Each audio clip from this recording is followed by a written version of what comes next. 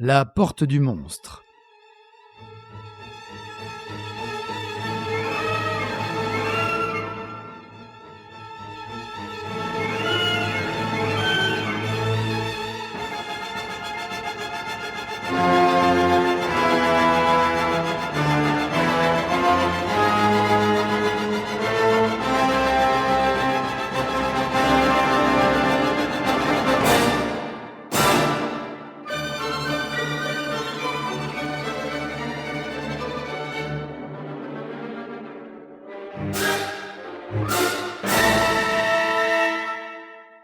Une nouvelle de William Hope Hodgson, une production de la Compagnie du Savoir, interprétation de Patrick Blandin, réalisation de Patrick Martinez-Bourna.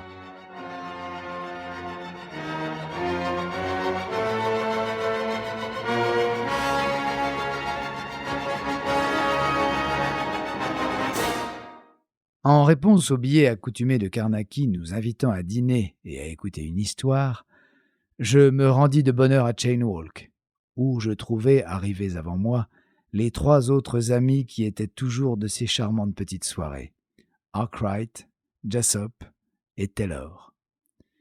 5 minutes après, un dîner exquis nous occupait tout entier. « Vous n'avez pas été longtemps parti cette fois ?» observai-je au moment de finir mon potage, oubliant combien Carnacki déteste qu'on lui demande ne fût-ce que d'indiquer les grandes lignes de ses histoires avant qu'il se déclare prêt à les raconter. « Non, » répliqua-t-il brièvement. Afin de changer le sujet, je communiquai à toute la table que je venais d'acheter un nouveau fusil, annonce qu'il approuva d'un sourire et d'un signe d'intelligence, comme pour me montrer quel plaisir lui causait ma tentative de détourner la conversation. Après le dîner, Carnacki s'installa confortablement dans sa grande chaise, alluma une pipe et entra au vif de son récit. Comme Dodson vient de le remarquer, mon absence n'a pas duré longtemps, et pour la très bonne raison que je ne suis pas allé loin. Je dois vous taire l'endroit exact, mais il n'est pas à 20 000 de Londres. Du reste, ma discrétion, sauf qu'elle m'oblige à déguiser un nom propre, ne gâtera pas mon histoire. Et c'en est une, d'histoire, une des plus extraordinaires qui me soit jamais arrivée. Je reçus il y a 15 jours une lettre par laquelle un homme que j'appellerai Anderson me demandait un rendez-vous.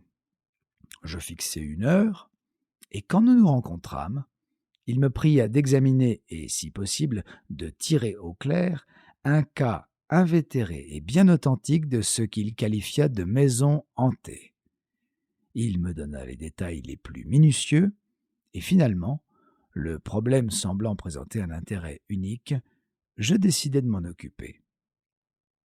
2 jours plus tard, sur la fin de l'après-midi, j'arrivais en voiture à la maison, une vieille demeure solitaire au milieu d'un parc. Anderson avait laissé au maître d'hôtel une lettre qui me priait d'excuser son absence et mettait la maison tout entière à ma disposition en vue de mes recherches. Le maître d'hôtel, évidemment, connaissait l'objet de ma visite, et je l'interrogeai à fond durant mon dîner qui fut solennel et solitaire.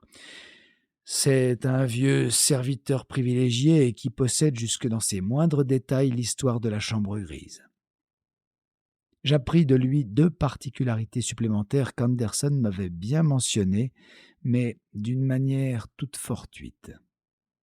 D'abord, il paraît que dans le silence de la nuit, on entendait la porte de la chambre grise s'ouvrir puis se refermer lourdement, et cela malgré qu'elle fût fermée à clé et que le maître d'hôtel eût lui-même déposé cette clé à l'office avec le reste du trousseau.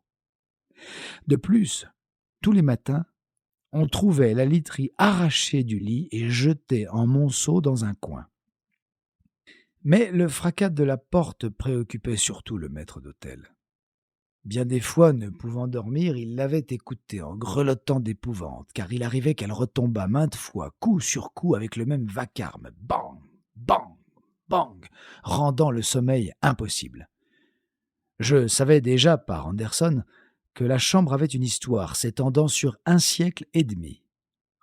3 personnes y périrent étranglées, un de ses ancêtres, et la femme et l'enfant de cet ancêtre.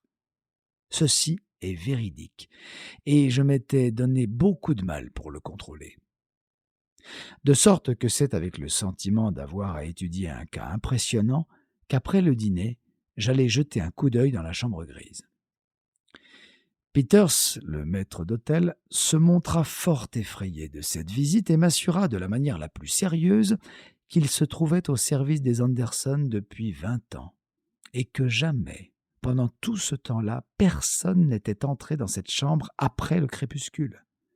Il me supplia, sur un ton tout à fait paternel, de bien vouloir attendre jusqu'à demain matin, car alors il n'y aurait aucun danger et lui-même pourrait m'accompagner.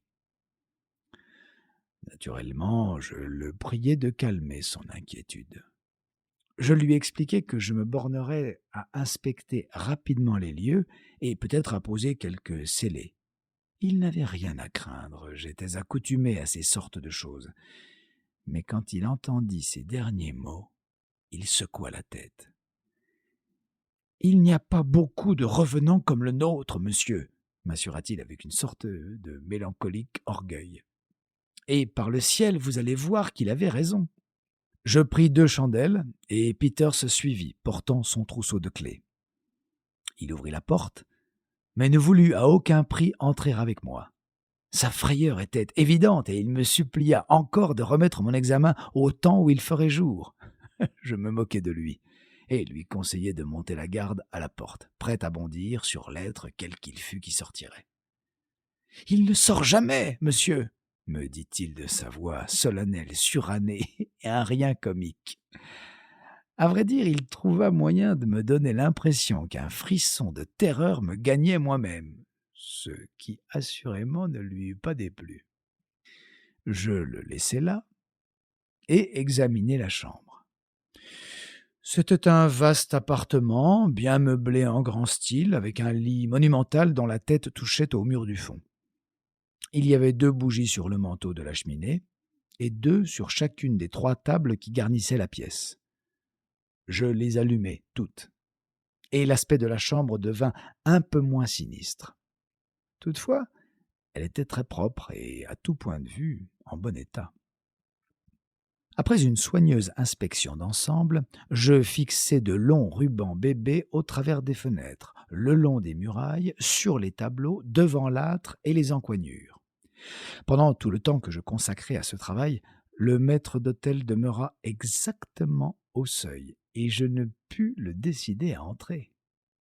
Je lui jetai de temps en temps un mot de plaisanterie, tandis que j'attachais les rubans et me transportais d'un endroit à un autre. Par intervalles, il répétait avec obstination « Vous m'excuserez, j'en suis sûr, monsieur, mais je voudrais tant vous voir sortir, je tremble vraiment pour vous. » Je lui dis qu'il n'était pas obligé de m'attendre, mais il resta fidèle à ce qu'il considérait comme son devoir. Il me déclara qu'il ne pouvait s'en aller et me laisser seul. Il renouvela ses excuses, mais en même temps me donna à entendre de façon très claire que je ne me rendais pas du tout compte du danger de la chambre. Et je pus voir que... Nous espérons que vous avez apprécié cet aperçu. Pour continuer à écouter ce livre audio sur Google Play Livres, utilisez le lien dans la description de la vidéo.